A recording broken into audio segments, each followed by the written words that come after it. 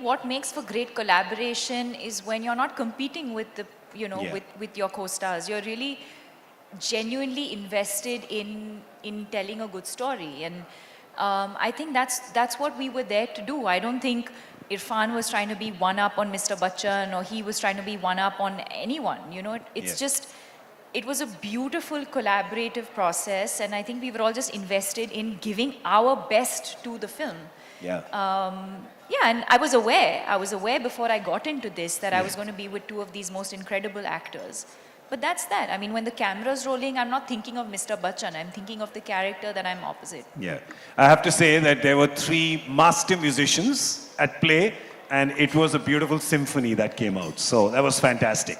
Let's talk about jewelry, because that's core competence for a lot of people in this room. So do you remember, okay, it's a 2-part question. First is, when you were a child, do you remember the piece of jewelry that you really wanted and you said, oh, when I make money or when I grow up, this is the first piece of jewelry I'll get?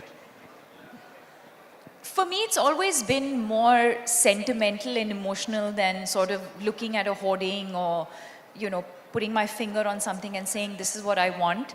So there were definitely pieces of jewelry, and my sister and I were discussing it this morning. There were definitely pieces of jewelry in our mother's locker that I had my eyes on. And I still have my eyes on Does them. your sister know about this? Yeah,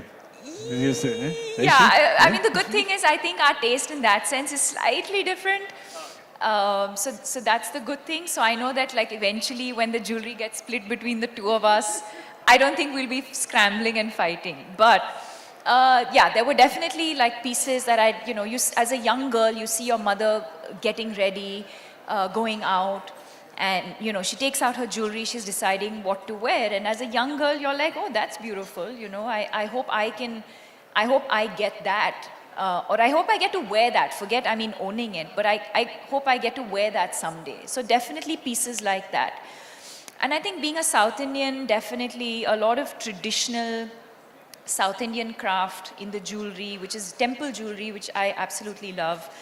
That's very, very different from, say, jewelry from any other part of the world. And that's something I really enjoy wearing as well. And do you remember the first piece of jewelry you bought when you started earning money? Yes, I bought myself a pair of solitaires. Small. Ah, look at that. That's the diamond table. Very small, large for me at that point. But yes, I remember buying myself a pair of solitaires. Fantastic. Okay, before we wind up, I think people here want to know one thing about you that nobody knows. Give us something. Give us like one thing, something. Like you drink rasam straight from the katori or something. Just like we need something. I drink rasam like this. Oh, Lord. See, that I love South Indian food and rasam rice, I'm sure everybody knows that.